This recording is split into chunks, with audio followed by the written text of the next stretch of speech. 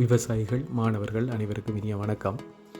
மீண்டும் ஒரு விவசாய தகவலினூடாக உங்களை சந்திப்பதில் மகிழ்ச்சி. இன்றைய வீடியோ தொகுப்பானது விவசாயி ஒருவரினால் கூறப்பட்டுள்ளவாறு தமது தோட்டத்தில் உள்ள பாகற்காய்களில் காணப்படுகின்ற பழை என்று சொல்லப்படுகின்ற அந்த பூச்சின் தாக்கம், அதை எவ்வாறு முகாமைத்துவம் செய்வது தொடர்பாக கோரியிருந்தார். அது தொடர்பான விவரங்களை நாங்கள் இந்த வீடியோ தொகுப்பிலே பார்க்க இருக்கின்றோம். பொதுவாக விவசாயிகளினால் இந்த பூச்சானது பழகி என அழைக்கப்பட்டாலும் கூட பல பயிர்களில் தாக்குகின்ற பூச்சிகளை பழகி எனவும், பூசணி குடும்ப பயிர்களிலே தாக்குகின்ற ஈக்களை மெலான் ஃப்ளை, அதாவது பூசணி ஈ எனவும் அழைக்கின்றோம். மெலான் ஃப்ளை மற்றும் ஃப்ரூட் ஃப்ளை சம்பந்தமான வேறுபாடுகளை, உருவியல் விஞ்ஞான ரீதியான வேறுபாடுகளை நாங்கள் இன்னும் ஒரு வீடியோவிலே தெளிவாக பார்ப்போம். இந்த வீடியோ தொகுப்பிலே நாங்கள் இந்த விவசாயி கோரியதற்கு அமைவாக பாகலினிலே தாக்கக்கூடிய, பொதுவாக அந்த பூசணி குடும்ப பயிர்களாக இருக்கின்ற பாகல், புடோல், ஈர்க்கு போன்ற பயிர்களிலே பிரதானமாக இந்த பூச்சியின் தாக்கம் காணப்படுகின்றது. குறிப்பாக பாகலிலே பொருளாதார ரீதியிலே பாரிய சேதத்தை இந்த பூச்சி ஏற்படுத்துகின்றது. எனவே இந்த வீடியோ தொகுப்பிலே நாங்கள் அந்த பாகலில் ஏற்படுகின்ற அந்த பூச்சியை எவ்வாறு நாங்கள் முகாமைத்துவம் செய்து கட்டுப்படுத்தலாம் என்பது தொடர்பாக சற்று விரிவாக நாங்கள் பார்ப்போம். தற்பொழுது இந்த காட்சியிலே பழகியின் தோட்டத்தை உருவவியலை நீங்கள் அடையாளம் காணக்கூடியதாக இருக்கும்.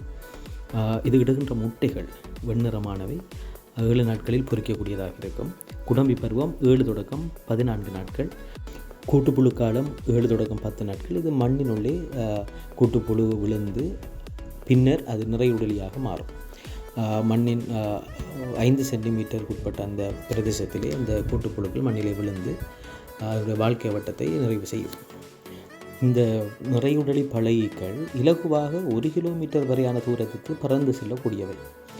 சில தரவுகளை அவதானிக்கும் பொழுது இந்த பூச்சிகள் 50 கிலோமீட்டர் வரை பறந்து செல்லும் என கூறப்பட்டுள்ளது. சாதாரணமாக 3 தொடக்கம் 4 மாதங்கள் இந்த பழகிகள் உயிர் வாழக்கூடியதாக இருப்பதன் காரணமாக பொருளாதார ரீதியிலே விவசாயிகளுக்கு பாதியளவு சேதத்தை ஏற்படுத்தக்கூடிய ஒரு பூச்சி இனமாக இது காணப்படுகின்றது. பொதுவாக பூசணி குடும்ப தாவரங்களிலே தோல் மென்மையாக இருக்கின்ற காய்களிலே பழகியின் தாக்கம் ஆரம்ப பருவம் தொடக்கம் அறுவடை வரையான காலப்பகுதியில் எந்த பகுதியிலும் தாக்கக்கூடியதாக இருக்கும். பாகலை பொறுத்தவரை அறுவடை செய்யும் காலம் வரை அந்த பழகியின் தாக்கம் ஏற்படக்கூடியதாக இருக்கும். ஆகையினால் நாங்கள் மிகவும் அவதானமாக அதை நாங்கள் பராமரிக்க வேண்டிய அல்லது அதை முகாமைத்துவம் செய்ய வேண்டிய ஒரு கட்டாயத்திலே நாங்கள் இருக்கின்றோம். பழகிகள் பொதுவாக 200 வகையான தாவரங்களை பாதிக்கக்கூடியதாக இருக்கின்றன. பல தாவரங்கள் ஒன்றுவிட்ட விருந்து வழங்கியாகவும் காணப்படுகின்றது. குடும்ப பயிர்களில் தாக்குகின்றது மெலான் ஃப்ளை, அதனுடைய உருவவியல், அது எவ்வாறான தாக்கத்தை ஏற்படுத்துகின்றது என்பது தொடர்பாக பார்த்தோம்.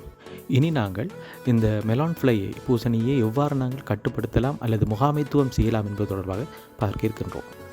ஒருங்கிணைந்த பீடை முகாமைத்துவத்தினூடாக இந்த பூச்சியினை நாங்கள் இலகுவாக கட்டுப்படுத்தக்கூடியதாக இருக்கும். அந்த வகையில் முதலாவதாக நாங்கள் தோட்டத்தின் வரலாற்றினை அறிந்து கொள்ள வேண்டும். அந்த தோட்டத்திலே இதுவரை காலவும் செய்யப்பட்ட பயிர்கள் தொடர்பான விவரம், அது மட்டுமன்றி சூழவுள்ள பிரதேசங்களில் ஏனைய விவசாயிகள் நடுகின்ற பயிர்கள் தொடர்பான விவரங்களையும் நாங்கள் பெற்றுக்கொள்ள வேண்டும். புதிய பயிரை ஸ்தாபிக்க முன்னரே பீடைகள் பரவாத வண்ணம் நாங்கள் அதை கட்டுப்படுத்துவதற்கான முன்னெச்சரிக்கை நடவடிக்கைகளை மேற்கொள்ள வேண்டும். உதாரணமாக, முன்பு அதே குடும்ப பயிர்கள் அங்கு நடப்பட்டிருந்தால் அவற்றினை முற்றாக நாங்கள் அங்கு அளிக்க வேண்டும். அவ்வாறு அதே குடும்ப பயிர்கள் அந்த இடத்திலோ அல்லது அருகாமையிலோ நடப்பட்டிருந்தால் புதிய பயிருக்கான நடுகைக்கான கால இடைவெளியினை குறைந்தது 3 வாரமாக பேணுதல் வேண்டும். பழஈக்கள் மற்றும் பூசணி ஈக்களை இயற்கையாகவே அழிக்கக்கூடிய வகையில் சூழலிலே இயற்கை எதிரிகள் காணப்படுகின்றன. எனவே நாம் பயிர் செய்யும் அந்த இடத்திலே இயற்கை எதிரிகள் உருவாகக்கூடிய வகையிலே நாங்கள் வாய்ப்புகளை ஏற்படுத்தி கொடுத்தல் வேண்டும். அது மட்டுமன்றி ஒரு விவசாயி பாகல் நட தீர்மானிக்கும் பொழுது அதன் அருகினில், அவர் பயிரிடப்படுகின்ற அந்த காணியின் அருகினில் பூசணி குடும்ப பயிர்களை பயிரிடுகின்ற அந்த விவசாயிகளும் இவருடன் இணைந்து இந்த பழைய கட்டுப்பாடு தொடர்பான நடவடிக்கைகளை முன்னெடுத்தல் மிகவும் அவசியமான ஒன்றாகும். கலப்பு பயிர்ச்செய்கை, பயிர்களை சூழ மறைப்பிடல் அல்லது உயிர்வேலி அமைத்தல் என்பவற்றின் மூலமாக அந்த பூச்சிகள் உள்வருவதை நாங்கள் ஓரளவு குறைக்க முடியும். சாதாரணமாக சூழலில் காணப்படுகின்ற ஊசித்தட்டான், எறும்பு குடும்ப பூச்சிகள் என்பன ஊன் சூறையாடிகளாக இருந்து இந்த பூச்சியினை கட்டுப்படுத்துவதில் பெரும் பங்காற்றுகின்றன. ஆனால் எமது விவசாயிகள் ரசாயனங்களை அதிகளவு தெளிக்கும் பொழுது இவ்வாறான நன்மை பயக்கின்ற பூச்சிகள் அந்த சூழலிலிருந்து அழிவடையக்கூடிய வாய்ப்புகளே அதிகளவு காணப்படுகின்றது. நாங்கள் இதுவரை பார்த்தது பழையீக்கள் மற்றும் பூசணியீக்கள் தோட்டத்துக்குள் வருவதை எவ்வாறு தடுக்கலாம் அல்லது வராமல் எவ்வாறு முன்னெச்சரிக்கை நடவடிக்கைகளை மேற்கொள்ளலாம் என்பது தொடர்பானதாகும். இனி நாங்கள் பயிற்சியின் போது எவ்வாறான நடவடிக்கைகளை கடைப்பிடிக்க வேண்டும் என்பது தொடர்பாக பார்ப்போம்.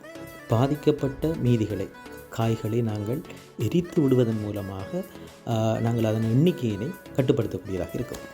பொதுவாக பழப்பயிர்களை தாக்குகின்ற அந்த பழையீக்களை கட்டுப்படுத்துவதற்காக ஈஜினோல் மீதில் எனப்படுகின்ற பெரமோன் பொறி பயன்படுத்தப்படுகின்றது. அதேபோல பூசணி ஈக்களை கட்டுப்படுத்துவதற்காக கீலூர் எனப்படுகின்ற ஒரு பெரமோன் பயன்படுத்தப்படுகின்றது. அதேபோன்று புரத பொறிகளையும் பயன்படுத்தலாம். புரத பொறிகளை பயன்படுத்திட்டு உள்ள நன்மை யாதெனில் இங்கு ரசாயனங்கள் காய்களுக்கு தெளிக்கப்படாது. நாங்கள் ஒரு இடத்திலே நாங்கள் புரத பொறிகளை வைத்து அதனுடைய ரசாயனத்தை வைக்கும் பொழுது அந்த பூச்சிகள் அந்த புரத பொறிகளை நாடி செல்வதன் காரணமாக எங்களுக்கு காய்களுக்கு நச்சுத்தன்மை இல்லாமல் நாங்கள் அந்த பழையினை கட்டுப்படுத்தக்கூடியதாக இருக்கும். எவ்வாறாயினும் விவசாயிகள் இலகுவாக பயன்படுத்தக்கூடிய ஒரு முறையாக காய்களுக்கு உரையிடல் முறை காணப்படுகின்றது. பொலித்தீன் பைகளை பயன்படுத்தி இப்பொழுது உரையிடப்படுகின்றது. அது மாத்திரமன்றி இப்பொழுது மரக்கறி பயிர்களுக்கு உரையிடுவதற்காகவே பிரத்யேகமான உரைகள் அந்த கவ் பேக்ஸ் இப்பொழுது காணப்படுகின்றது. சந்தைகளை பெற்றுக்கொள்ளக்கூடியதாக இருக்கும். எனவே விவசாயிகள் அதனை பெற்று அந்த காய்களுக்கு உரையிடுவதன் மூலமாக பழையீக்களின் அந்த பெண் பழையீக்கள் முட்டையிடுவதற்கான வாய்ப்பினை நாங்கள் தடுக்கக்கூடியதாக இருக்கும். நான் இந்த வீடியோவிலே அந்த விவசாயி கோரியதற்கு அமைவாக பாகல் பயிரிலே தாக்கக்கூடிய அந்த பூசணி பழையினுடைய அதனுடைய வாழ்க்கை வட்டம் மற்றும் எவ்வாறு அது பரம்பல் அடைகின்றது, எவ்வாறு தாக்கத்தை ஏற்படுத்துகின்றது, எவ்வாறு அதனை முகாமைத்துவம் செய்யலாம் என்பது தொடர்பாக உங்களுக்கு நான் தந்தேன். இதே போன்று பல மரங்களிலும் காணப்படுகின்ற தாக்கம், உதாரணமாக மாமரமாக இருக்கட்டும் சரி, கொய்யாவாக இருக்கட்டும் சரி, அந்த மரங்களிலும் இந்த பழையின் தாக்கம் அதிகளவு காணப்படுகின்றது. ஆனால் அந்த கட்டுப்பாட்டு முறைகள் பொதுவானவை. நாங்கள் இந்த கட்டுப்பாட்டு முறைகளை பயன்படுத்துவதனூடாக பல பயிர்களிலும் சரி, மரக்கறி பயிர்களிலும் சரி, இந்த பழையினை நாங்கள் கட்டுப்பாட்டுக்குள் கொண்டு வர முடியும். நான் நினைக்கின்றேன் இதுவரை நீங்கள் பழைய தொடர்பாக பார்த்த விடயங்களிலிருந்து உங்களுக்கு அதனை எவ்வாறு முகாமைத்துவம் செய்யலாம் அல்லது கட்டுப்படுத்தலாம் தொடர்பான ஒரு தெளிவு பிறந்திருக்கும் என்று நினைக்கின்றேன்.